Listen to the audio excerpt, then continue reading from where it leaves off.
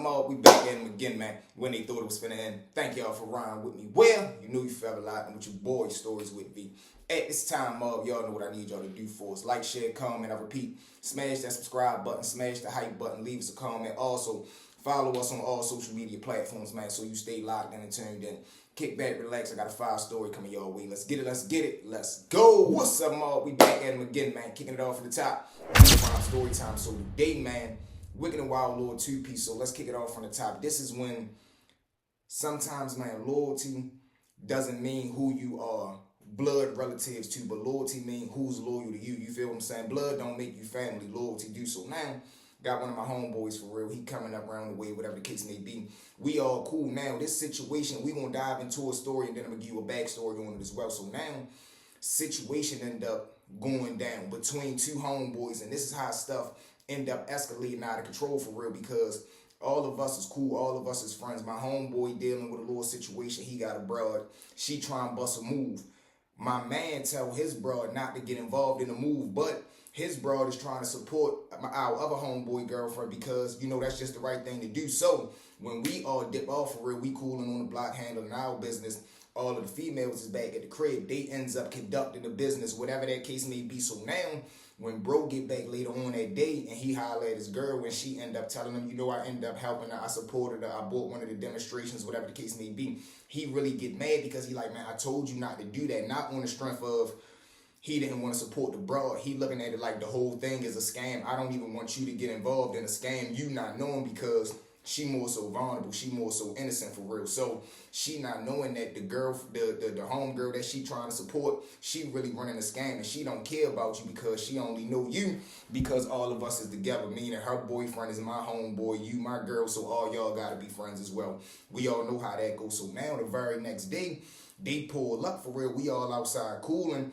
Both of my homeboys get into a little verbal dispute over the situation with your girl. Like, man, your girl be scamming. Why, man, what type wing worm stuff y'all on, man? Y'all geeking, y'all tripping. Whole time words get a little hostile. Now, one of my homeboys, he's a bluff artist. Now, what do I mean by that? He's always putting 100 on 10, meaning instead of him just saying he don't want to do something or he's scared, he goes above and beyond to try to put on a pump fake show, and then once everything get out of control, he go ahead and slide off. So they right there fussing, whatever the case may be. They square up with each other. When they square up, it's something in view. One of my homeboys run to go grab a weapon. So instead of him just saying, all right, man, you tripping, you geeking, they start to get a little wild, whatever the case may be. It goes out of control. Now, during this time, one of my homeboys, he's dealing with some dudes across town that we all cool with. When he go back and tell them the story, he lied to him. Now, this is how crazy it get. The dudes jump on the phone, they call across town to the other little guys that they all cool with.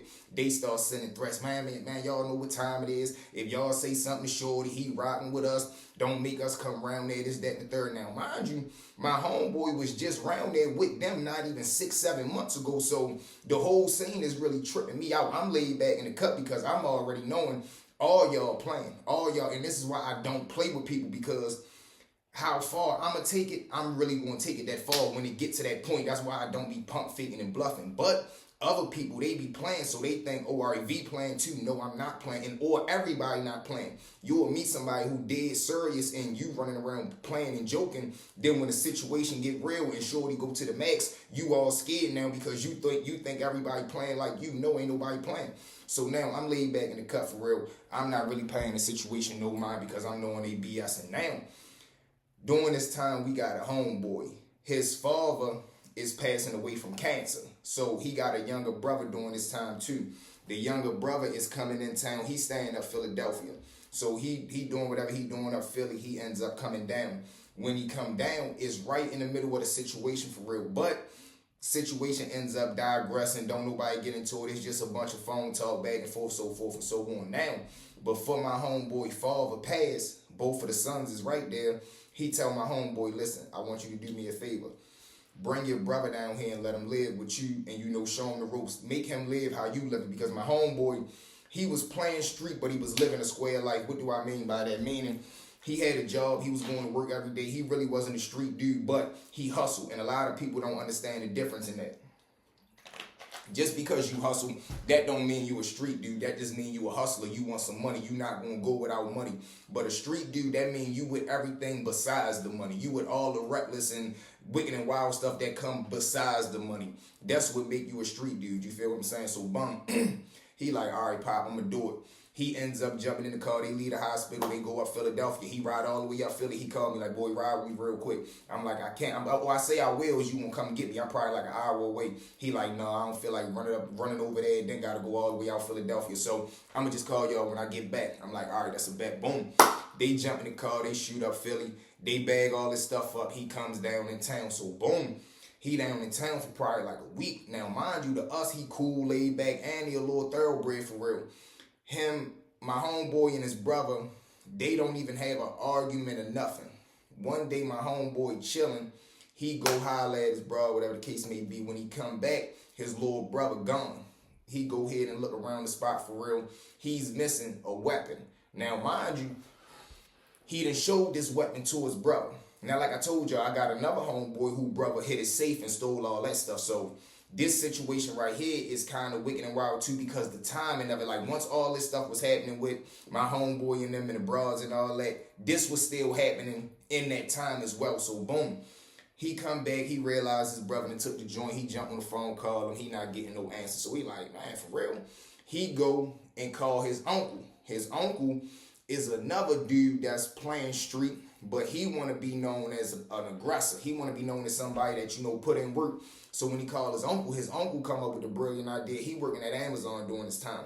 He ready, call off work, say he got to go home, leave early, go home, grab his demonstration, meet his nephew, which is my homeboy. They gonna ride up Philadelphia to the spot where they picked him up and bagged all his clothes from, and get the demonstration back, or somebody gonna get hurt up there in the process. So boom, they ends up jumping in the car. They go up there. When they go up there for real, they get to the house.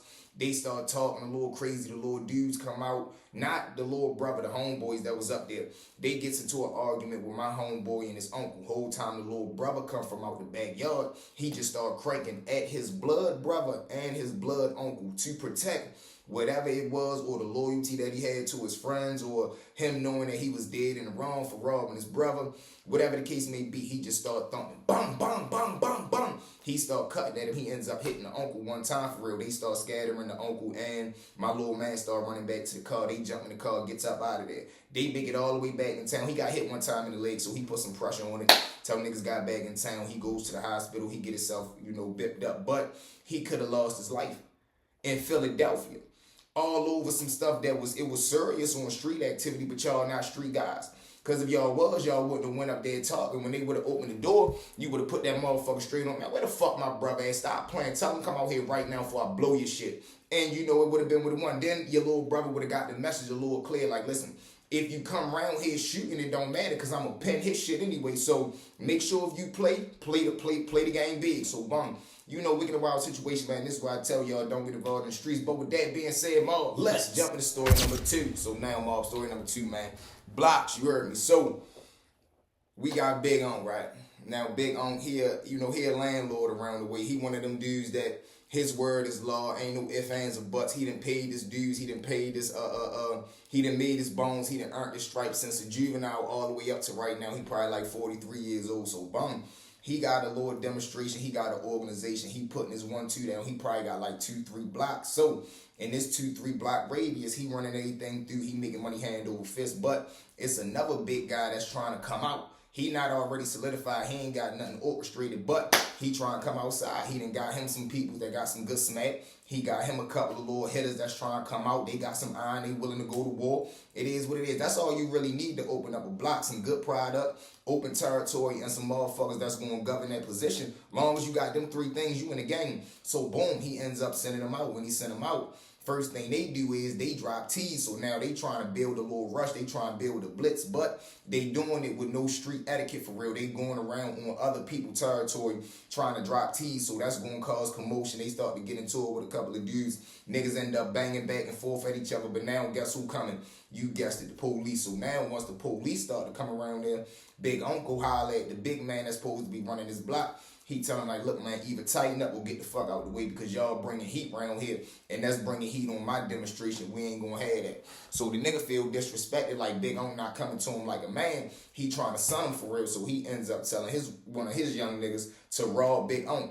They catch Big On one night, he a little busted, he leaving the little seafood spot. He jump in the car, they run down, they jack him. He tell the little niggas like, listen, man, if y'all gonna rob me, you might as well off me, because I'm telling you, if I make it through this, I'm gonna punish you little niggas. Whole time they scared, they not really trying to pin him, but they do want to credit us saying we robbed the big man, we robbed the boss of all bosses. So boom, they jag him, they gets up out of there. It don't take nothing but probably like 6 hours for the word to come back. Big On get the word in they mind, they thinking Big On Ray dropped the bag. No, he go to the crib, he grabbed them old dirty Timberland boots, he grabbed that old big jacket, whatever the case may be, he put that motherfucker on him, he come outside, he ends up catching the little niggas, they having a dice game in the alley, boom, he don't even go with no young niggas, he go with dudes that's out of his mob. One of them park on this side of the alley, the other one park on the other side of the alley. They don't make no scene, they don't make no noise, they move like real OG head tappers. Park the car, jump out, throw on the hood, walk through the alley, tell them, man, excuse me, hey, yo, coming through, bro, watch out, I don't want to interrupt y'all game. They look up, they caught off guard, and they not thinking nothing because the nigga is talking respectful. That was another technique. Whole time Big On come off the hip, get to banging at him, bang, bang, bang, bang, bang. They take off running. As they get to the, probably like the end of the alley, they see the other dude come right there. He start cutting, bang, bang, bang, bang, bang. Let's just say 6 people ended up getting hit that night, including the little dude. He caught 4 of them. They was trying to pin him, but, you know, I guess it just wasn't his time. They gets up out of there. But, of course, niggas want to play street rules until it's daytime. Somebody ends up telling, but it's how crazy it get. Big On ends up getting grabbed up for the little demonstration. He sit over to jail for 2 years, ends up beating him. Come back uptown, right back like he never left. And his hood and his peoples and his soldiers, they was holding him down his whole bid. So, you know, Wicked and Wild, man, that's why you can't mess with royalty. And sometimes you got to take heed, man. Everybody not coming at you on no disrespectful time. Sometimes a nigga coming at you like a man, you just got to be man enough to be able to understand that and comprehend that. But this is why I tell y'all, man, don't get involved in the streets. Stay out of the way and do it the right way. With that being said, mobsters, thank y'all for riding with me. Well, you know you fell a lot with your boy stories with V. At this time, one more time for me, mob. Like, share, comment, hit the subscribe, hit that hype button, drop us another comment. Also, follow us on all social media platforms, man, so you stay locked in. We on that road to 20,000 subscribers. Let's get it, let's get it. Let's go.